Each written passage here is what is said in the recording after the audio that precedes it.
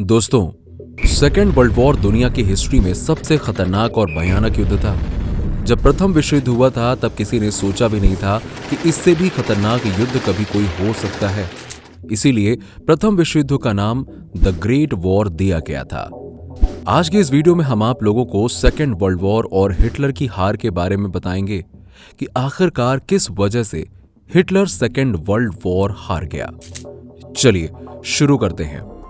दोस्तों, आप लोगों को पता होगा कि द्वितीय विश्व युद्ध का कारण ही प्रथम विश्व युद्ध था।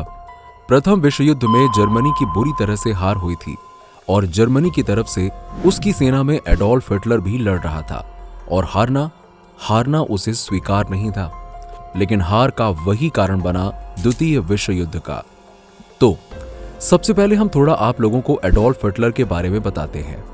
दोस्तों, सबसे क्रूर तानाशाह के रूप में मशहूर एडोल्फ हिटलर का जन्म 20 अप्रैल 1889 में हुआ था और आप लोगों को पता ही होगा कि हिटलर इतिहास के सबसे खतरनाक नेताओं में माना जाता है, जिनके सामने पूरा का पूरा विश्व थर थर कांपता था। हिटलर की वजह से मानव इतिहास का सबसे विनाशकारी युद्ध छिड़ गया था। यह युद्ध दूसरा विश्व युद्ध था, जिसकी वजह से करोड़ों लोगों की जान गई।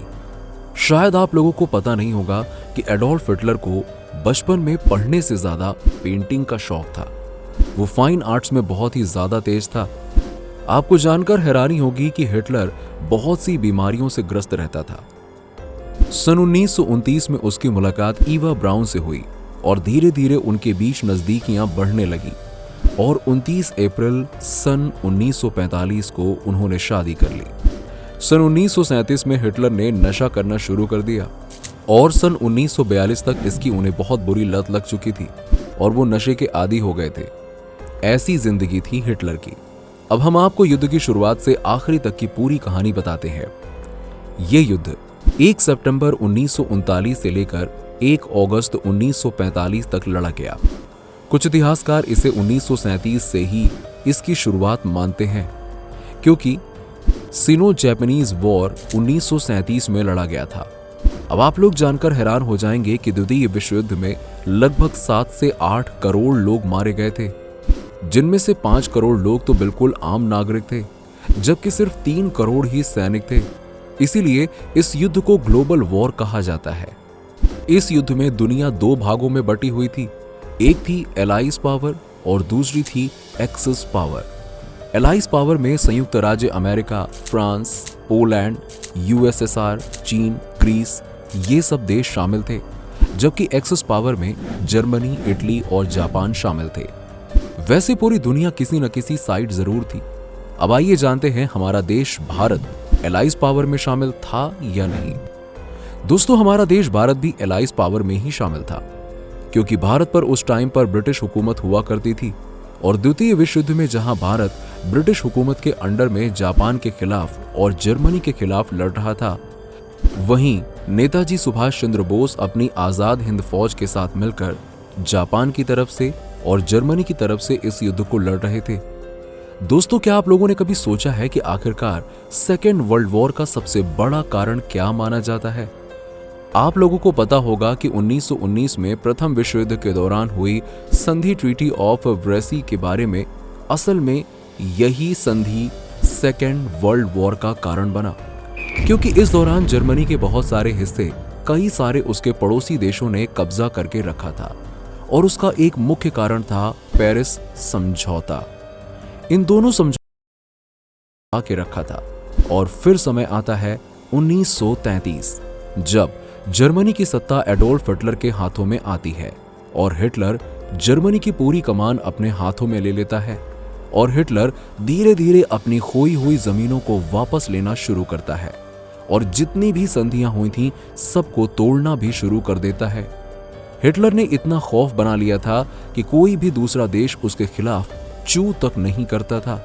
लेकिन फिर समय आता है 1 सितंबर 1939 को सुबह 4:45 पर जर्मनी ने पोलैंड पर हमला कर दिया। कुछ ही घंटों में लाखों सैनिक पोलैंड में घुस गए। करीबन 1 महीना युद्ध लड़ने के बाद पोलैंड पर जर्मनी का कब्जा हो गया।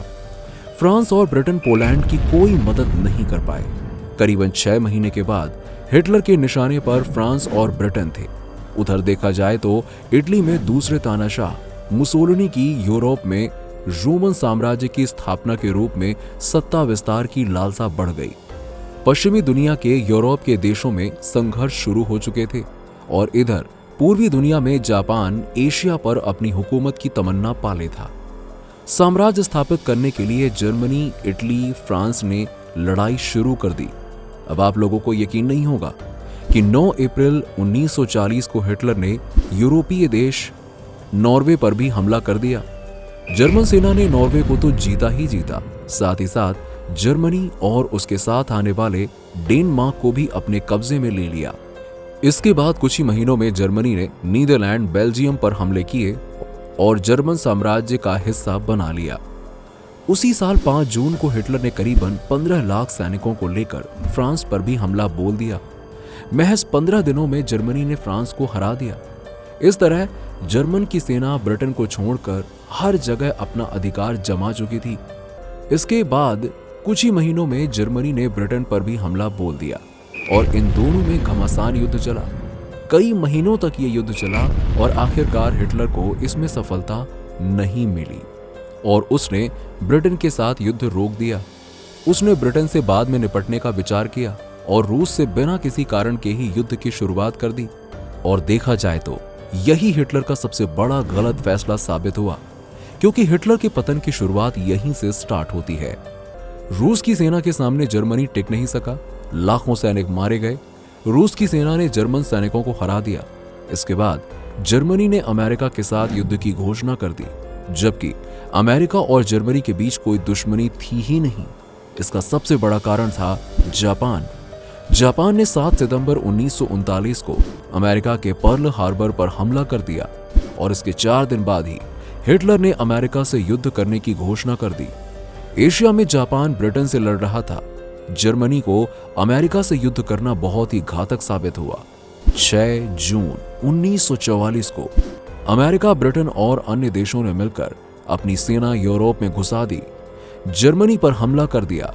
इससे पहले 1943 में ही इस सेना ने इटली पर भी कब्जा कर लिया था और वहां के तानाशाह मुसोलिनी को भी पकड़ लिया। कई माह चले इस युद्ध में जर्मनी को हार का सामना करना पड़ा। अब जर्मनी की हार और एडोल्फ हिटलर का आखिरी समय बिल्कुल फिक्स हो चुका था। हिटलर ने 30 अप्रैल 1945 को खुदकुशी की थी, जिसके बाद नाजी जर्मनी ने 8 मई को आत्मसमर्पण कर दिया था। जर्मनी की सेना के आत्मसमर्पण की खबर मिलते ही पूरी दुनिया में युद्ध के समाप्ति की खुशी देखने को मिली। इसी साल जापान ने भी सरेंडर कर दिया, जिसने दूसरे विश्व युद्ध को पूरी तरह से समाप्त कर दिया। 2 सितंबर 1945 को आधिकारिक रूप से जापान ने सरेंडर डॉक्यूमेंट पर हस्ताक्षर किए। 8 मई को आत्मसमर्पण के बाद जर्मनी में एक अजीब सी स्थिति बनी और हजारों जर्मन पुरुषों, महिलाओं और बच्चों ने आत्महत्या कर ली। इसे सामूहिक आत्महत्या लहर या मास सुसाइड वेव के नाम से जाना जाता है। हालांकि हिटलर की मौत को लेकर आज भी एक रहस्य माना जाता है। हिटलर के अंत के साथ ही जर्मनी की हार हो गई और यूरोप में दूसरा विश्व युद्ध समाप्त हो चुका था। लेकिन अभी इधर एशिया में युद्ध चल रहा था। जापान ने मित्र देशों की नाक में दम कर रखा था। जापान ने अमेरिका तथा चीन के कुछ आइलैंड पर कब्जा कर लिए थे। अमेरिका ने पहले तो जापान को परमाणु हमले की चेतावनी दी, लेकिन जापान इससे भी नहीं माना। फिर आता है 6 अगस्त 1945, जब अमेरिका ने हिरोशिमा पर परमाणु बम आखिरकार फेंक दिया, जिसमें लगभग 2 लाख लोग मारे गए। अब इस पर भी जापान अपने अभियान में रुका नहीं और फिर 9 अगस्त को दूसरा परमाणु हमला नागासाकी में किया, जिसमें भी लाखों लोग मारे गए। इसके बाद दूसरा युद्ध भी समाप्त हो गया। वैसे इस तरह का हमला बहुत ही गलत था। इसका परिणाम आज भी लोग भुगत रहे हैं। दोस्तों, द्वितीय विश्व युद्ध समाप्त हो चुका था। इधर भारत पर भी अंग्रेजों की हुकूमत थी। ब्रिटेन यहां से भारत को कंट्रोल करता था और द्वितीय विश्व युद्ध के बाद जापान का पतन और उसके साथ साथ नेताजी सुभाष चंद्र बोस भी 18 अगस्त 1945 को लापता हो गए, ऐसी खबर आ जाती है। लेकिन ब्रिटेन इतना कमजोर हो चुका था कि अब ज्यादा देर तक भारत को अपने कंट्रोल में रख नहीं सकता था और शायद आप लोगों को नहीं पता होगा, लेकिन द्वितीय विश्व युद्ध भारत की आजादी का सबसे बड़ा कारण भी था। इसके कुछ सालों बाद भारत भी आजाद हो गया। तो दोस्तों, उम्मीद करते हैं कि इस वीडियो के माध्यम से आप लोगों ने बहुत कुछ सीखा होगा। और यदि वीडियो अच्छा लगा हो तो हमारे इस वीडियो को लाइक करें, शेयर करें और हमारे चैनल को सब्सक्राइब करना बिल्कुल ना भूलें। मिलते हैं अगले वीडियो में।